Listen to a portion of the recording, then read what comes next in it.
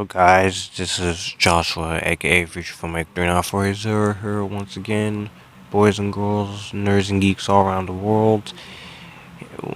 Over at Future Filmmaker 3940 reviews, we talk movies, TV shows, and music, and I do reviews, top 10 lists, rankings, and vlogs. And lately, there's been a lot of shows coming out here and there that I've meant to do reactions for them all, but I decided to take the same approach that I did with my MCU villains ranking and give my quick thoughts on each of the trailers I've seen instead. So, here we are. So, the trailers I'm going to talk about are the Charlie's Angels reboot trailer, the Mulan trailer, and I will speak my quick thoughts on Frozen 2 trailer and the Maleficent Mistress of Evil trailer. So, yeah. And before I get started with my quick thoughts on each trailer down below, be sure to like the video, comment down below what you thought of these trailers down below, and be sure to subscribe to my channel for more epic taskiness. And be sure to follow all my social media links in the description down below. And be sure to use the hashtags FutureFilmmaker3940 and join the epic taskiness. Let's get started with this. So, the first off, I'll just say it right now. The trailer for Frozen 2 was great. The animation was great. It looks like it's gonna go in a much more different direction while still maintaining the fun of the first Frozen. And it's great to see all of our original characters from that first Frozen movie back. Anna, Elsa, Olaf, Kristoff, and Seven. And it looks like we're going to see more of Elsa trying to deal with having her powers. So, the first trailer was great. I have nothing more to say about that. This second trailer, though, I want to talk about is Charlie's Angels 2019 reboot, starring Kristen Stewart, Naomi Scott, Ella Balinska. And I must say that I am a fan of the two McGee Charlie's Angels films with Drew Barrymore, Cameron Diaz, and Lucy Liu. I grew up on those movies. Those are some of my childhood favorites. I really like those movies despite some flaws with Full Throttle. I've never watched the show with Farrah Fawcett from the 1970s, but my mom did. So I can't really comment on that. And I must say, having seen the trailer for this reboot, I appreciate the two Charlie's Angels movies from 2000 and 2003 even more now because this trailer sucked. It did. The only positives I can give to this trailer is that it has some decent action sequences shot. And it looks like Elizabeth Banks is going to do fine with the direction. Patrick Stewart is cool to see, as always. I like Patrick Stewart as an actor, and he's taking over as Charlie. You have a newcomer in actress Ella Balinska, and she looks like she's having fun with her role so far from the trailer alone, and she's very pretty. Same with Naomi Scott, who I am a fan of from 2017 Power Rangers and this year's Aladdin remake.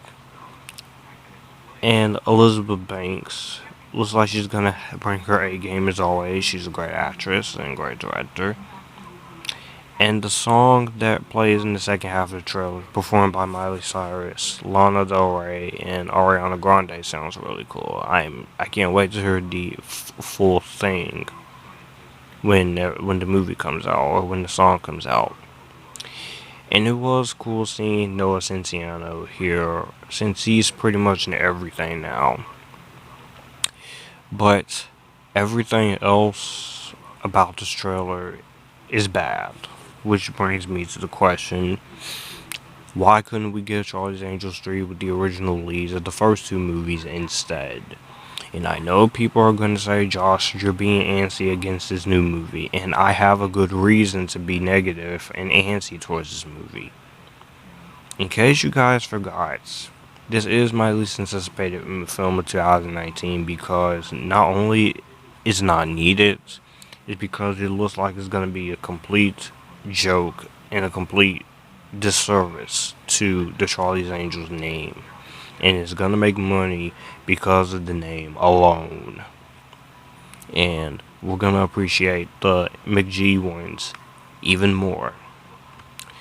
And I know Cameron Diaz has retired from acting, but still, you could have done a Charlie's Angels 3 with Cameron Diaz, Lucy Liu, and Drew Barrymore, and I'd be more excited for that movie than this. Or if you couldn't get Cameron Diaz back, you could have got someone else like Holly Marie Combs or somebody. I don't know. And I'm sorry, I've said it once a few times, and I'll say it again. There used to be a time where I liked this actress, but over the years, I have grown to dislike Kristen Stewart. Now, I have seen Still Alice, and she was good in that movie, but that still doesn't change anything. Because I'm not a fan of her as I used to be back then, and I don't buy her as a lead action star from this trailer alone. And people are going to say to me, I'm just judging her because of Twilight. I'm sorry, but that's a sad excuse to say. Because when you've done a Twilight 5 film franchise about vampires that sparkle, when you've done a horrible Snow White movie that made me very angry to this day, you know you've screwed up. And I haven't even seen Personal Shopper or any other independent film that she's done, and I kinda don't want to. And I would rather cast it Katrina Law, Katie Cassie, and Katie Lotz from the Arrowverse instead. Like I said, I don't have a problem with Naomi Scott or Ella Balinska. And I'm sure they'll do just fine, hopefully. But if there's anything I've learned, is that sometimes with remakes and sequels, and prequels, and reboots, or reimaginings, is that you can't beat the original. And if you're gonna tell me they're not trying to beat the original, it's gonna be its own direction, that is a lie. Not even the jokes are that funny in this trailer. The only humor I laughed at was with Naomi Scott in the room with all the whip guns and the stuff for explosions as she tries to eat a piece of candy and it's a bomb. That was funny. And the humor with Elizabeth Banks was funny. That was it.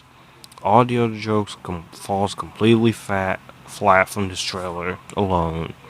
That doesn't make me want to watch the actual movie, but considering the fact that I am an optimistic person, and this is a channel where I have to review movies, TV shows, and music, I'm gonna have to sit through it. But overall, I just don't like this trailer. Again, I would rather to have seen a Charlie's Angels 3 instead. But who knows? The movie might actually come around and surprise me. But as of now, it doesn't look like a surprise. This just looks like a failure. Next up is the Mulan trailer, and I'll just keep it brief here. This Mulan trailer is pretty good. It looks like it's going in a different direction. It doesn't look like a shot-for-shot remake. It looks like it's gonna do some things, change things up. I know some people are upset that some of the songs by Mushu and are not gonna be present in this film, but you do have to realize you are doing a remake of a classic 1998 film. So you might as well be different than be the same thing. And the cast intrigues me. And you have a Celebrate International cast. You have Liu Yifei, who I've never heard of. She's playing Aladdin, and she looks very pretty from the trailers and from the pictures I've seen. You have Jason Scott Lee, Donnie Yen, Your son I Chang Hung oh, Gong Li, who I do remember, and you have Jet Li coming out of retirement to play the Emperor. This is directed by Nikki Caro and it's going to be written by the two writers of the Caesar Planet of the Apes films and Elizabeth Miller and Lauren Hennick. And this comes out in spring 2020 with Godzilla vs. Kong. So I have nothing more to say about it. It looks really well done. The action scenes look great. I feel like this movie should go for a PG-13 rating because because it looks like it from the trailers. And if it doesn't get PG-13, I don't know what to tell you. But I'm intrigued to see how Disney's Mulan will turn out. And this is not the only female-led movie with a strong female character we're gonna get next year, because we're getting Black Widow next year. I'm pretty excited to see a trailer for that. So yeah.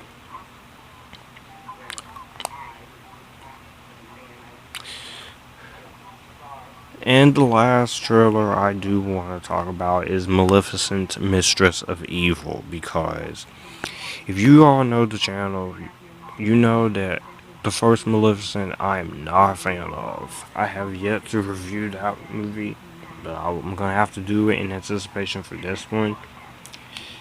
And that movie isn't even all that great. It has some decent cinematography and some good acting going for it, and a good musical score and a good rendition of Once Upon a Song going for it. But everything else in the movie is just completely bad, and you completely ruin who Maleficent is. Because Maleficent is not a good person. Maleficent is pure evil. And that's therefore this trailer comes along and you actually act on the fact that she's evil. So I'm glad you're actually taking notes and doing that.